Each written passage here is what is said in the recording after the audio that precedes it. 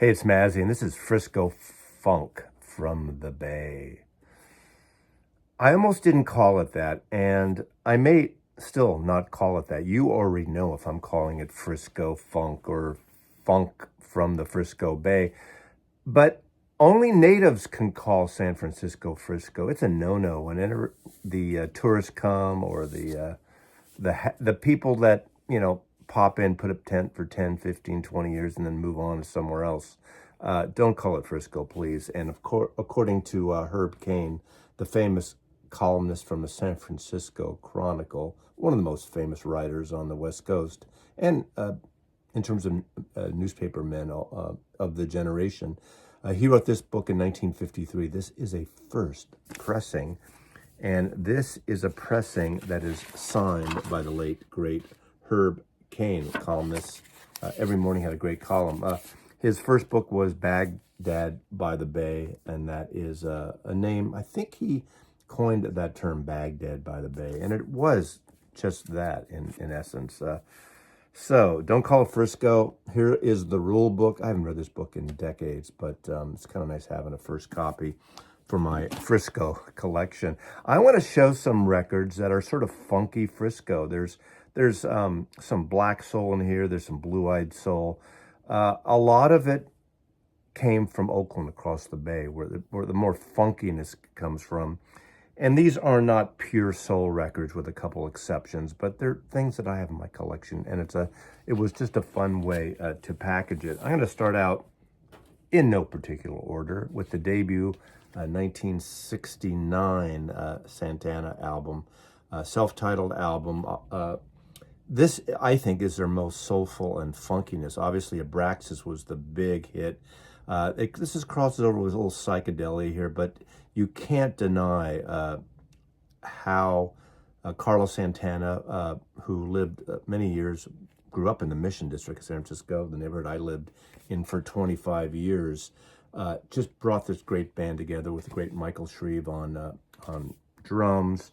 You had Mike Carabella, you had Jose Chapitos Arias on timbala, Mike Shreve, I said, on drums, Greg Raleigh, of course, on piano and vocals at that point. But Bill Graham managed them early on, and this is their debut on Columbia.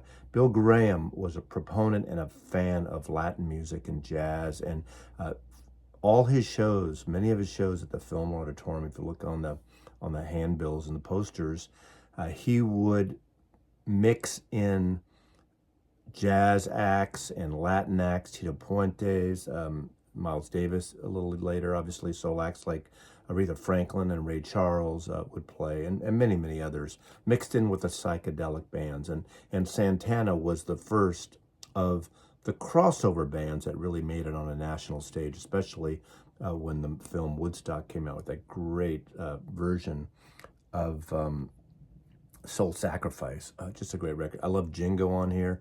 A lot of covers he did. People don't realize how many covers that Carlos would bring in. Of course, Black Magic Woman on the next album was a song from Fleetwood Mac. Another kind of a blue-eyed soul, and this is a kind of a funky band, a horn-based band that crossed over from the psychedelia to the jazz, amongst my very favorite. This is their debut, and I think they went downhill after. They kind of got lost, changing their name and adapting, but this is also from this might be 68, 69. This is Loosen Up Naturally by Sons of Champlin. Bill Champlin had a great soulful voice. Ironically, this came out the same year as Chicago Transit Authority, another horn-based band. They were more rock-based. This has a little jazz and vibraphones on it, which I love this record. And a little more psychedelia with the vibes, and a song called Get High and others, but also a double album like the Chicago album. And unfortunately, their second album, they changed their name to the Sons. Then for a while, when they were playing around, they changed their name to Yogi Phlegm, then back to the Sons. They seem to have lost some direction. I saw them around 1970, and they were fantastic live. And the irony, as I said, was going to say before, is Bill Champlin would later go on, 10 years later, 15 years later, to join Chicago.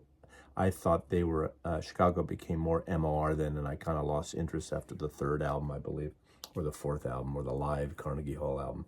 But this is a wonderful record. Bluesy, soulful, 1982 and rock, definitely. Song Get High has this really elongated vibraphone solos on here. And the last song, Freedom, which is more of a rock and bluesy jam that goes on for the entire side of side 4. So Sons of Champlin, some blue-eyed soul mixing it up. Now, of course, the artist and the band that became the most famous of the soul acts out of San Francisco is Sly and the Family Stone.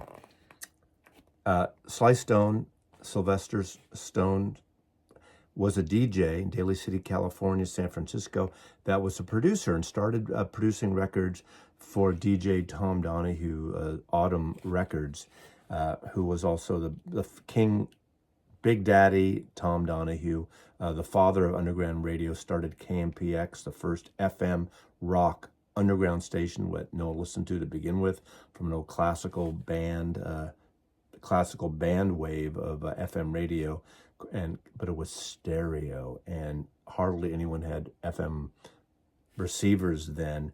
And then he would move on to KSAN radio, and of course, it spread across the country, playing rock songs, less commercials initially. Whatever the DJ wanted, they could play a 15-minute song, a 20-minute song, whatever they wanted. It was their vision. I miss that type of radio. But of course here, Dance to the Music was a massive hit out of San Francisco. San Francisco funk soul at its finest. Great, great, great record. Dance to the Medley, Music is Alive, Higher on here. Of course, again, another band that would become massive after Woodstock and that great performance. Another record, Sly and the Family Stone, Stand, one of their best albums. They didn't make any bad albums. Obviously, his first few with the whole band before he kind of did his own thing with different artists, but producing everything pretty much. This is a wonderful record. Of course, it has the song Stand. It has Sing a Simple Song, Everyday People. What's, to me, the centerpiece on this, which I absolutely love, mixing that funkiness, is Sex Machine on here that really, influences, obviously, Parliament Funkadelic and Bootsy Collins and all those great records. I mean, this is a groundbreaking album. That it's very psychedelic with the wah-wah in that song, but really a wonderful record, a must-have. And the most political one early on, of course, is There's a Riot Going On, a Sly Stone. What a great album, what a great cover. Sly and the Family Stone. God, just a wonderful record. The records, I have a lot of the records he did later on, Fresh, and those things that are, in essence, more solo-based with different musicians brought on. But I love that record. And I realized I only have one Graham Central Station album. Larry Graham was in Sly and Stone. This is the record you can take to the beach when you're out at the beach. And I always do that joke, and it never gets old from my point of view. But, oh, look at this. But funkiness, great stuff, man. Larry Graham Central Station on Warner Brothers Records, produced by Larry Graham. Really wonderful record. And of course, another record that started out slow out of the East Bay. And one of the members, Greg Adams, was a senior at the high school I went to for a while when I was a freshman. So I saw the beginnings of Tower of Power. And this is the first album. This is San Francisco label that was distributed by Atlantic Records, and it was the label that Bill Graham formed with Atlantic Records, and he would sign Bay Area bands, and there's a couple of bands here that he signed and managed at the time. But this is the first album, and I don't know if this song got played across the country, but on here, the beautiful Sparkling in the Sand with 9-minute song with kind of a soulful, slow baking flute solo. It's just a really kind of sexy, slow bake thing. But one of the great horn sections, of course, at the time, definitely from Frisco and Bay Area, actually in Oakland in this case. East Bay, Greece, I mean, it says it right there, and you got the map of Oakland there. You know, let's forget San Francisco. Let's go across the bay where the real funky, soulful shit is.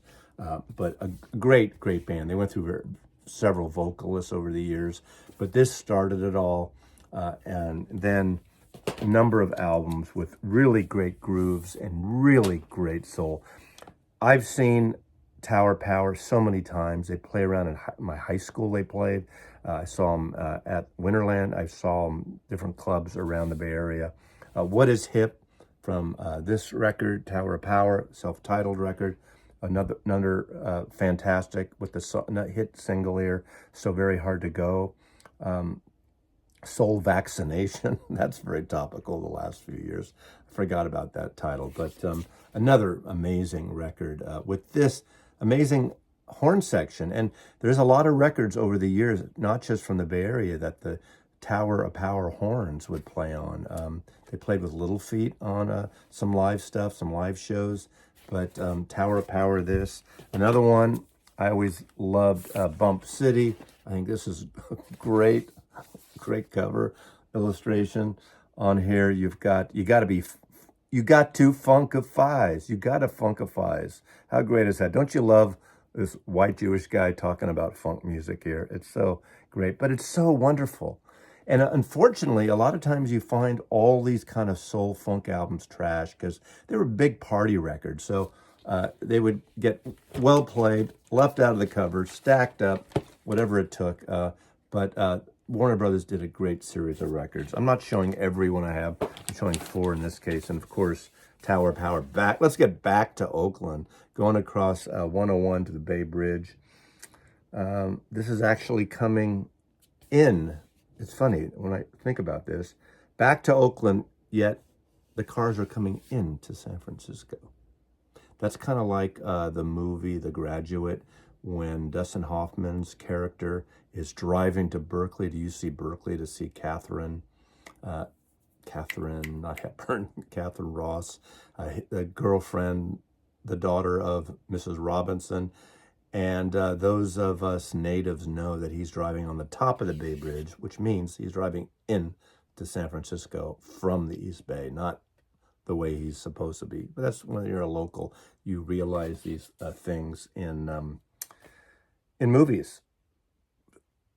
String arrangements are conducted by Greg Adams. That's the guy. That's the trumpet player. What a wonderful record here. Oakland Stroke, yeah. Anyway, great record. All these records are worth having. Then a band that I used to have these records, and I recently picked some up, and these are crackly. 2 out of 3 of these are really crackly. And I find these are hard to find also in good shape. And again, these are also on Bill Graham's San Francisco label, distributed by Atlantic Records. And it is the band Cold Blood. Lydia Pence and Cold Blood is sometimes referred to. That's Lydia Pence. Is lovely, soulful, amazing vocalist. I saw them a half a dozen times around 1970, 71, I guess. Funky as hell. Now, I love the horns of Tower of Power. I think I like the Tower of Power as a better band. But this is kind of, if you get like Janis Joplin and push it in a different way, not as horse-like, Horse, but more driven, but loud and just freaky. And you get these screeching horn solos on some of this stuff. Some of it's very tight and funky. Some of it is more soulful, bluesy and rock. And Lydia Pence, again, is the lead singer. And obviously, she attracted a lot of people, but this band was funky as hell. They were great. Also from Oakland, California. What's great about this album, the San Francisco label albums, the first Santana album, produced by David Rubinson, who was at one point a staff producer on Columbia, went on his own. The Columbia Studios that was in San Francisco, eventually he bought it, and it became the Automat. But he was producing a lot of this stuff with this great engineer, Fred Catero. And Fred Catero Sound Company is sort of the overseer of this record. I guess this one was produced by David Rubinson, for the Fillmore Corporation. That's Bill Graham's company. But Fred Cotero produced the first 3 Santana albums with David Rubinson, and fantastic sound, just a great engineer, producer. What a great, great funky album this is. Now this one goes into some really kick-ass, intense horn playing and vocalizing. This is their second album. Sisyphus has a gatefold. Looks like that's kind of, looks like could be the East Bay or Marin County. There's the band there, Cold Blood Sisyphus. But it goes on. Is it Too Many People or Your Good Thing? Maybe it's Your Good Thing. That is searing. This is a wonderful record, but it's more of an intense record. It's not as tight maybe as the Tower of Power horn stuff, but it's great.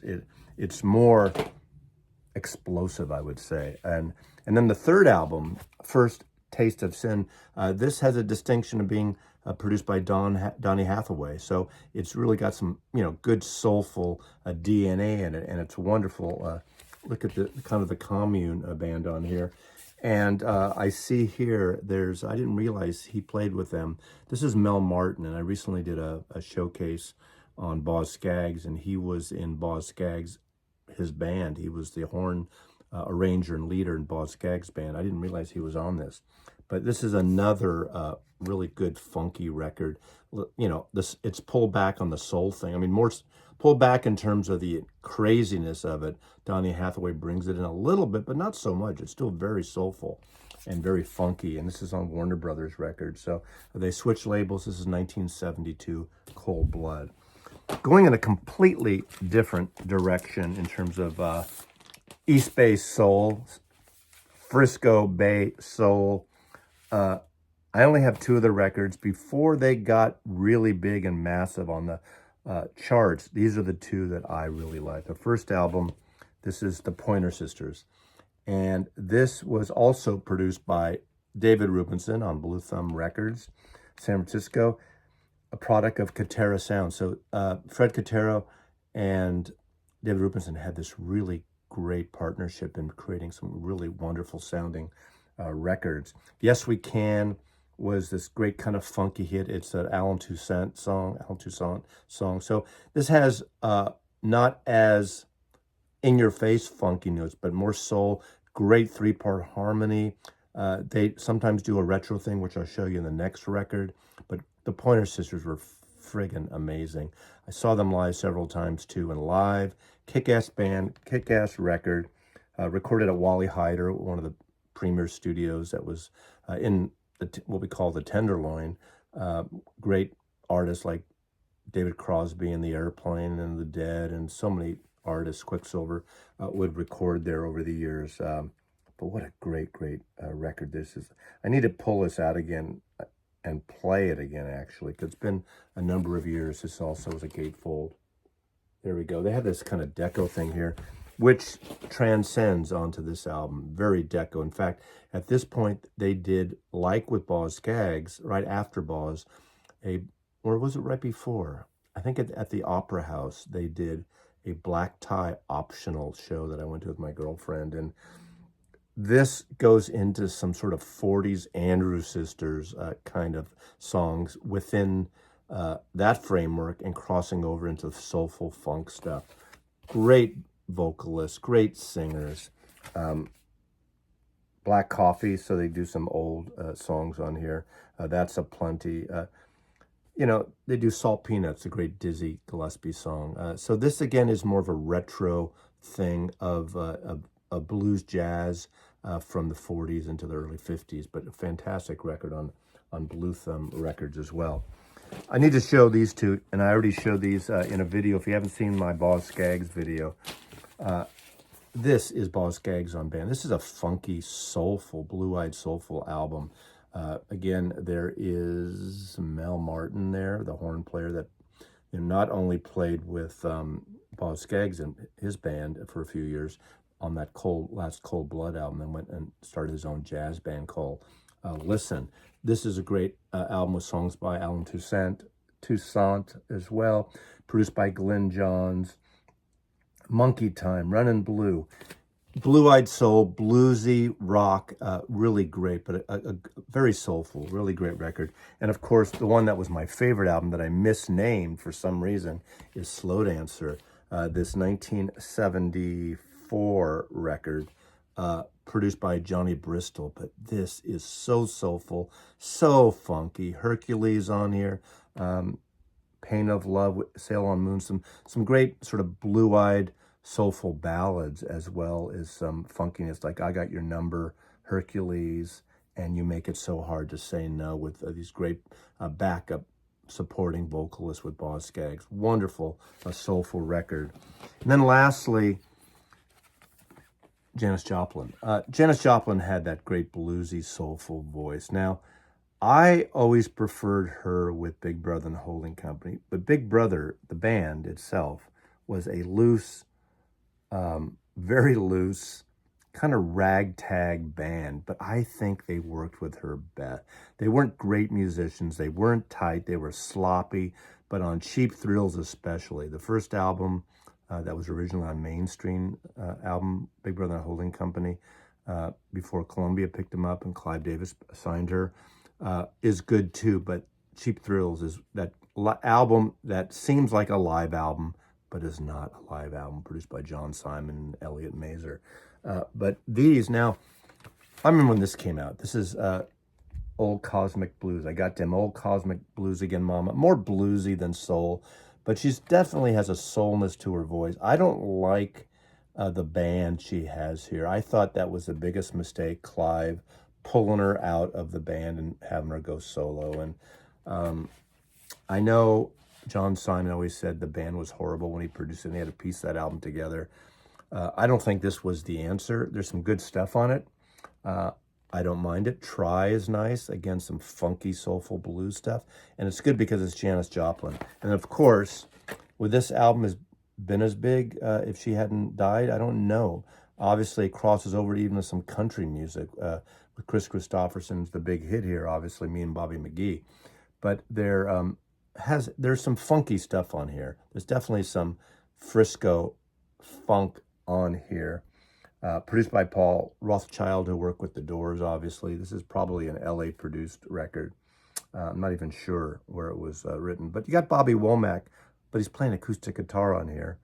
Bobby Hall, Sandra Crouch, and the Full Tilt Boogie Band. So maybe a little too white. Come on, Janis. Kick it up a notch. You're going to have a soulful, bluesy band. Let's kick it up a notch. I don't want to... Anyway, that is funky Frisco Bay music. Funky music from the Frisco Bay, whatever I'm going to call it. Thanks for watching. Mazzy loves you.